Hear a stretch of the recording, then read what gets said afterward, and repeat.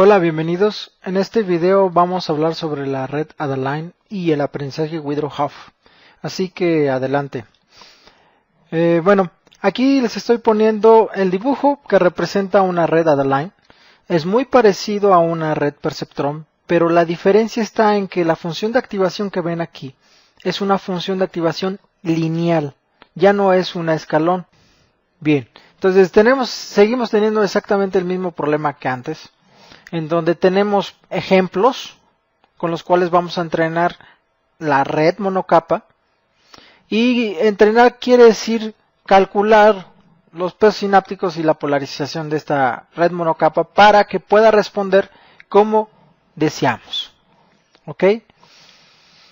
Bien, ahora, el único método que hasta ahorita les he presentado es el algoritmo de aprendizaje del perceptrón para calcular los pesos y la polarización.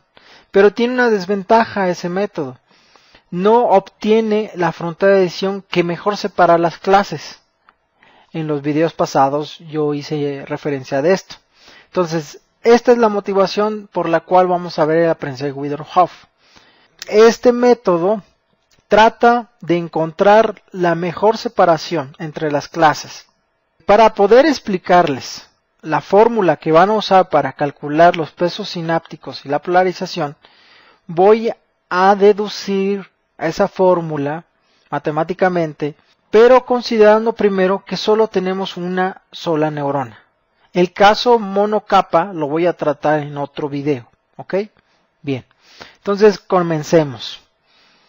Consideren que tenemos una neurona y esta neurona tiene estos pesos sinápticos y esta polarización. A esta neurona le presento el patrón 1 y obtengo la respuesta A1.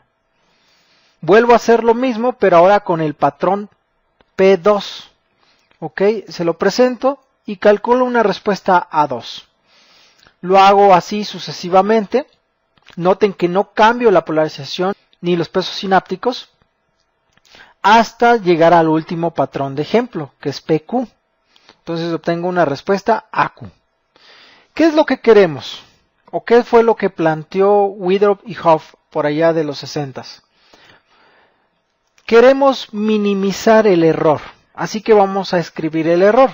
El error es la diferencia entre la respuesta que deseamos tener menos la salida o la respuesta que nos está dando la neurona para un patrón específico. Entonces, para cada uno de estos ejemplos, para los Q ejemplos, vamos a calcular un error. Vamos a tener estos errores E1, E2 y así sucesivamente hasta EQ. Pero nosotros estamos interesados en minimizar el error, errores tanto positivos como negativos. Así que en realidad en lo que estamos interesados es en minimizar el error cuadrático para cada uno de los patrones de ejemplo que tenemos aquí. Entonces vamos a calcular los errores cuadráticos de esta manera, que está aquí. Y Wither y Hoff propusieron que una manera de minimizar de manera equitativa los errores cuadráticos para cada uno de los ejemplos es minimizando el error cuadrático medio. ¿Ok? Y el error cuadrático medio no es más que el promedio de la suma de estos cuadrados, de estos errores cuadráticos. Entonces aquí está definido de esta manera, en donde E es el operador esperanza matemática, nada más significa que estamos promediando los errores cuadráticos. El objetivo que vamos a perseguir ahora es hallar una fórmula matemática que calcule los pesos sinápticos y la polarización para minimizar el error cuadrático medio. ¿Ok? Bueno, pues eso lo vamos a hacer en esta lámina. Para poder hallar los valores de los pesos sinápticos y la polarización que minimizan el error cuadrático medio, va a ser necesario que expresemos el error cuadrático medio en términos de la polarización y los pesos sinápticos. Así que vamos a desarrollar esta expresión de la siguiente manera. Primero, bueno, el error es simplemente la diferencia entre la respuesta deseada menos la respuesta que nos está dando la neurona. Y ahora esta respuesta la podemos escribir en términos de las polarizaciones y los pesos sinápticos, donde x y z los definimos de esta manera. X es un vector que contiene los pesos sinápticos y además la polarización. Y z es un vector que contiene las entradas de la neurona, todas las entradas, y además un 1. ¿Ok? Si multiplican estos dos vectores a través de un producto punto, lo que les va a dar es la salida de la red Adaline. Recuerden que esta red no tiene una función de activación más que lineal y por lo tanto la salida es igual a la entrada neta. Hacemos este cambio de variables porque de esa manera obtenemos una expresión mucho más simplificada. Ese es el propósito. Ahora desarrollamos el cuadrado que tenemos aquí en estos tres términos. Elevamos al cuadrado t, después multiplicamos t por el término del producto punto y lo multiplicamos por 2 para darnos este segundo término. Y el tercer término es el cuadrado del producto punto. Pero este cuadrado lo puedo escribir como el producto de dos productos puntos. Noten que el producto punto es una operación conmutativa, así que yo puedo escribir el mismo producto punto de esta otra manera, donde inicio primero con z transpuesta y después x. Lo hago de esta forma porque es conveniente y lo van a ver en el siguiente paso. Bien, el operador esperanza matemática tiene la propiedad de distribuirse respecto a la suma. Es decir, que la esperanza matemática de la suma de dos variables es igual a la suma de las esperanzas matemáticas por separado de estas variables. Y eso es lo que estoy haciendo en el siguiente paso. Estoy calculando la esperanza matemática de t al cuadrado, que es esto que está aquí. Después la esperanza matemática de este segundo término, pero estoy sacando al número 2, que es una constante, y además estoy sacando x. X es constante porque no varía conforme voy colocando los patrones de ejemplo. No varía con respecto a q. Por eso lo puedo sacar. Además, noten otra vez que el producto punto es conmutativo, así que puedo hacer esta operación al revés. Y eso es lo que estoy haciendo aquí, para poder sacar a x por la derecha. Bien, ahora es más evidente por qué hice este cambio. Ahora puedo sacar por la derecha a x y por la izquierda a la transpuesta de x, quedando este producto externo entre los vectores z. Esa misma expresión que tenemos acá arriba la podemos reescribir si definimos nuevas constantes. Estas constantes son correlaciones, donde c es un escalar y está dado por la correlación entre las respuestas deseadas de la neurona. Y h es un vector de correlación entre la respuesta deseada y los patrones de entrada. R es una matriz de autocorrelación entre los patrones de entrada. Recuerden que Z contiene los patrones de entrada. Bien, esta matriz de autocorrelación tiene ciertas propiedades matemáticas que son útiles conocer para saber qué forma tiene esta función cuadrática. Entonces, estas propiedades son que R es simétrica, ya que se origina por un producto externo, y en consecuencia tiene solamente valores propios reales. Además, se puede mostrar que esta matriz R solamente puede ser positiva definida o positiva semidefinida.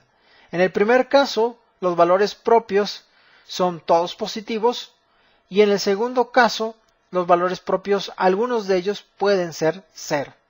Esto quiere decir entonces que los valores propios de R siempre son o 0 o positivos, pero no pueden ser negativos. Pero ahora que ya tenemos la expresión matemática en términos de la polarización y los pesos sinápticos, que recuerden es x, ahora queremos encontrar el valor de x que minimiza esta función. Y para lograrlo, lo único que tenemos que hacer es calcular el gradiente de esta función que está aquí. Entonces podemos hacerlo de la siguiente manera. Calculamos el gradiente de una función constante, es igual a un vector 0, por lo tanto aquí es igual a 0, no aparece. El gradiente del segundo término, que es lineal, es igual a 2 veces h. Y el gradiente del tercer término, que es cuadrático, es igual a 2 veces rx, donde x ya se sustituyó por el valor estacionario m o el valor mínimo. Bien, este gradiente lo igualamos a 0, porque sabemos que una condición necesaria para que x genere un mínimo es que el gradiente en ese punto x debe ser igual a 0. Así que lo igualamos a un vector 0. Y ahora tenemos que resolver esta ecuación lineal que tenemos aquí. Es muy fácil. Simplemente eliminamos los dos que aparecen aquí y pasamos h del otro lado y multiplicamos por la inversa de r, obteniendo este resultado.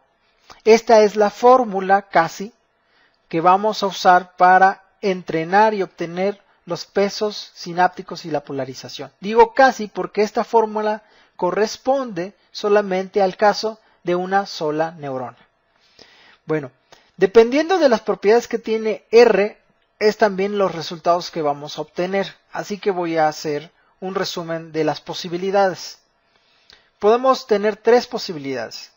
Una es donde R es invertible. Esto implica entonces que R es positiva definida.